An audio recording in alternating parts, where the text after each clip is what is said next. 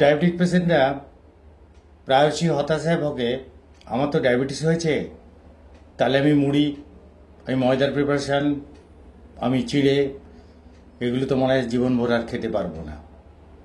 অবশ্য as a diabetologist on the basis of medical nutrition therapy,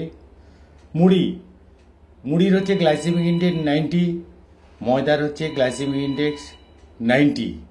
অতএব preferably you should avoid মুড়ি, ময়দা। Next আসছে চিড়েটা কিছু অন স্পেশাল কন্ডিশন, কিছু কন্ডিশন ছাড়া চিড়ে নো।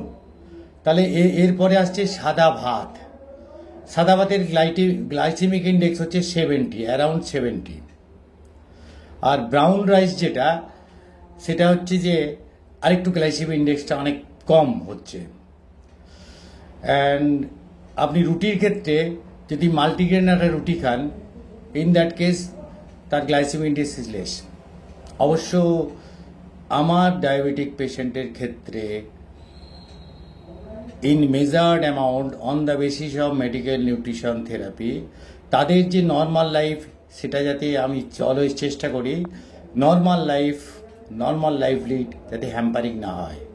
ওনাদের আমি কিন্তু ইন্ডিভিজুয়ালাইজড মেডিকেল নিউট্রিশন থেরাপির প্রোটোকল অনুযায়ী ওনাদের কিন্তু আমি ভাত অ্যালাউ করি। অবশ্য প্রেফারেবলি ব্রাউন রাইস এবং মাল্টিগ্রেন আটা রুটি যার গ্লাইসেমিক ইন্ডেক্স কম।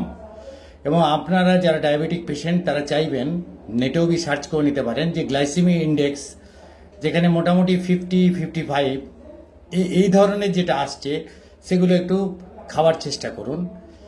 আর ভাতের ক্ষেত্রে গ্লাইসেমিক ইন্ডেক্সটা একটু বেশি, তাহলে কি diabetic patient normal life lead করবে না? এটা হতেই তো পারে না। বিশেষত আমার যারা ডায়াবেটিক পেশেন্ট এবং যারা এক্সপিরিয়েন্স ডায়াবেটোলজিস্ট এতদিন ফিল্ডে আছি, তারা তো নর্মাল লাইফ লিড করবেই। তাদের তো আমি ভাতের আস্বাদন থেকে তো বঞ্চিত করতেই পারি না। তাদের ডেফিনেটলি দিই measured amount, measured quantity on the basis of medical nutrition therapy, individual assessment. Thank you.